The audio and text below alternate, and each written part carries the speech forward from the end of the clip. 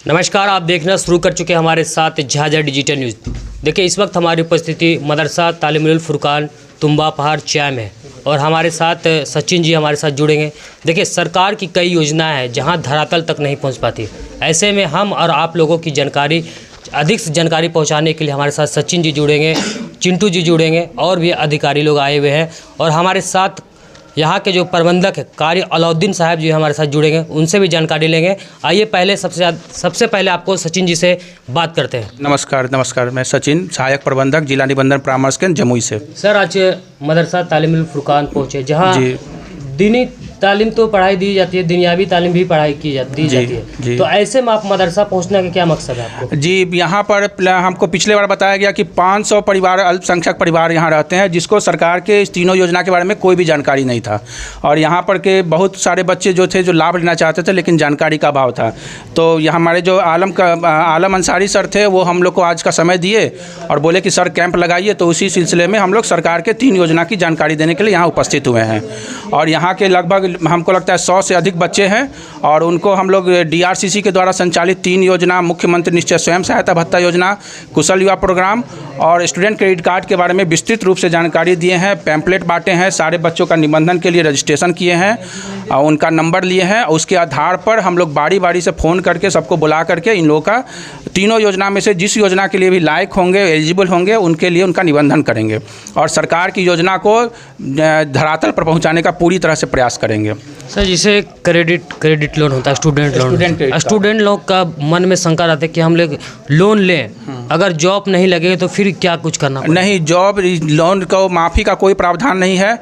किस्त में चुकाना है। लड़का को 4%, लड़की को 1% और ट्रांसजेंडर को 1%।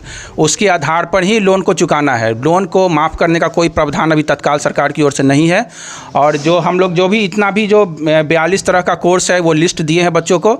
अगर वो इस कोर्स के लिए अगर लोन लेना चाहते हैं तो DRCC में उनका स्वागत है। आएँ, अपना डॉक्यूमेंट के साथ, दस्तावेज के साथ वेरिफिकेशन कराएँ और उनको पूरा सरकार का पूरा लाभ मिलेगा स्टूडेंट क्रेडिट कार्ड का। स्टूडेंट क्रेडिट कार्ड के लिए क्या स्टूडेंट का जो है एज क्या लिमिट और अनलिमिटेड? देखिए, स्नातक तक के लिए 15 से 25 साल तक के लिए है। पॉलिटेक्निक के बाद भी पॉलिटेक्निक के लिए मिलेगा, BEd के लिए मिलेगा और स्नातकोत्तर करना है तो वहाँ तक 30 वर्ष तक के लिए प्रावधान है स्टूडेंट क्रेडिट कार्ड के लिए।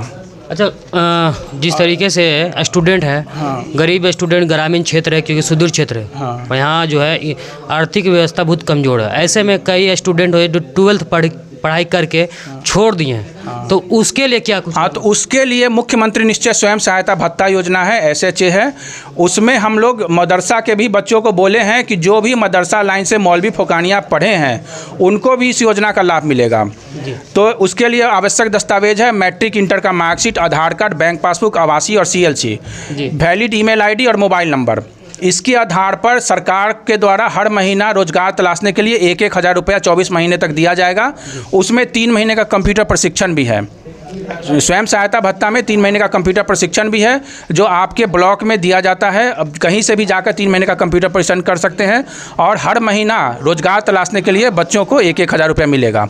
अगर 24 महीने के बाद भी अगर रोजगार नहीं मिलता तो फिर क्या करना? नहीं, तब 24 महीने तक ही 24 महीने तक ही भत्ता मिलने का प्रावधान है। अच्छा, आप मदरसा पहुँचे, यहाँ के व्यवस्था क्या कैसा? बहुत अच्छा, यहाँ पर बहुत अच्छा व्यवस्था है। बच्चों को कोई जानकारी नहीं है सरकार के इस योजना के बारे में। और यहाँ तक हम लोग डोर टू डोर कैंपेन करने का भी सोचे हैं कि अभी घर घर जाएंगे और जो भी फ़ायदा होगा, लाभ होगा, वो सब बच्चे को दिलवाएंगे, यहाँ के बच्चों को दिलवाएंगे। जी, मेरा नाम अरुण कुमार हुआ। अरुण जी, आज मदरसा पहुँचे हुए जी, किस लिए पहुँचे, क्या बात है? सरकार का योजना है आर्थिक युवाओं को बल। उसके अंतर्गत 3 गो योजना है जी। बिहार स्टूडेंट क्रेडिट कार्ड, मुख्यमंत्री निश्चय स्वयं सहायता भत्ता योजना और कुशल युवा कार्यक्रम। उसी के जानकारी देने के लिए और जो बच्चे हैं उनका लाभ देने के लिए यहाँ पे मदरसा बोर्ड में जो है स्कूल है वहाँ पे पहुँचे।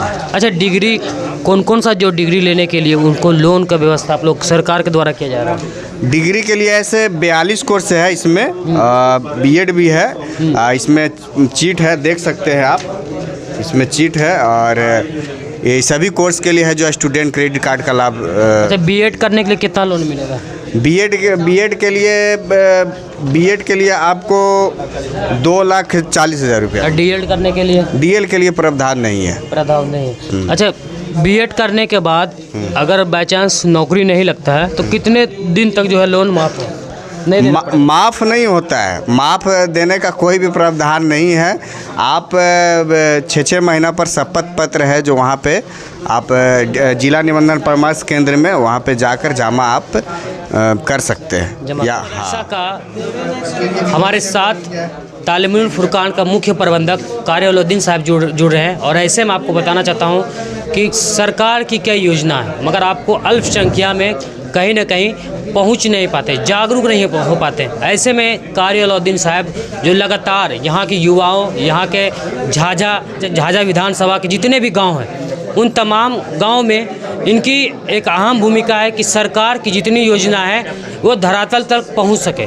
तो ऐसे में आज शिविर लगाए हैं और ऐसे में जिला के कई पदाधिकारी यहाँ पे पहुँचे हुए हैं, उनसे बात करने की कोशिश किया हूँ। आइए कारी अलउद्दीन साहब से बात करते हैं।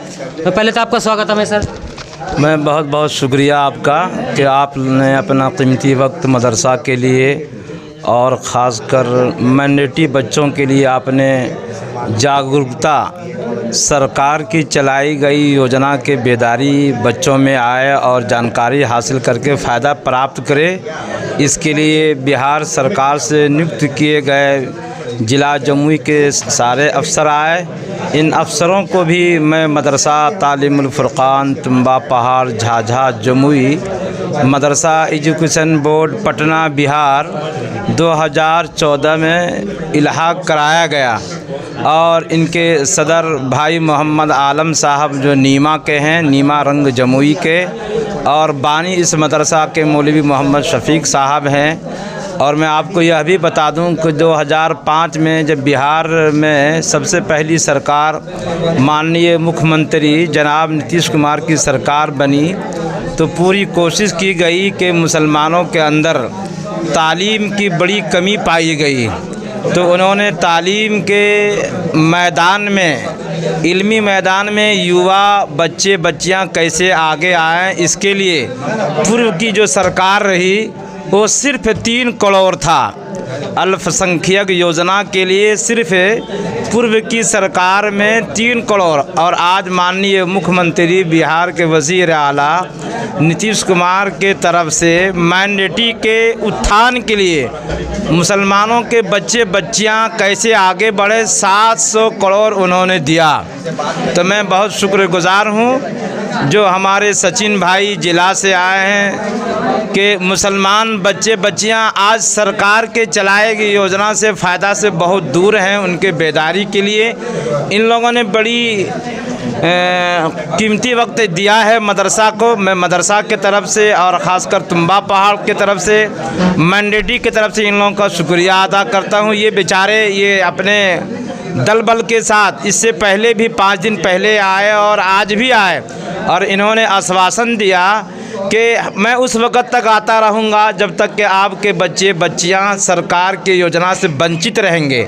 हम इनको जगाने का काम करेंगे, फ़ायदा दिलाने का काम करेंगे। जो सरकार के तरफ से योजनाएं चलाई जाती हैं मैं पूरी कोशिश करूँगा।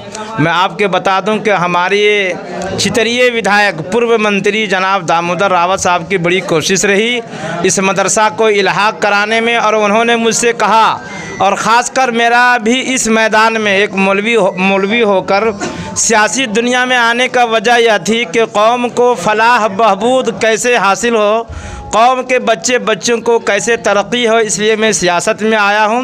और सियासत में पहले आने का यही मकसद था कि मदरसा के हमारे यहाँ पूरे जम्मू जिला के बच्चे बच्चियाँ भागलपुर, गाज़ीपुर, कटिहार, बिहार शरीफ जाया करते थे।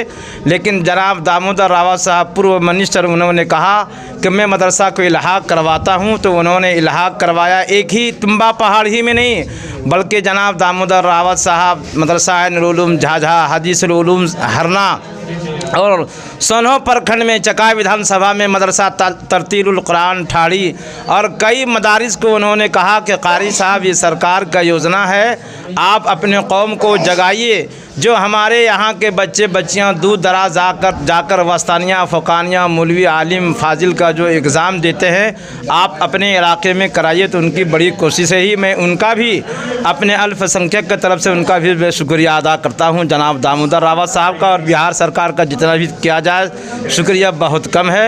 इन्हीं चंद बातों के साथ मैं अपनी बात को ख़त्म करता हूँ। धन्यवाद।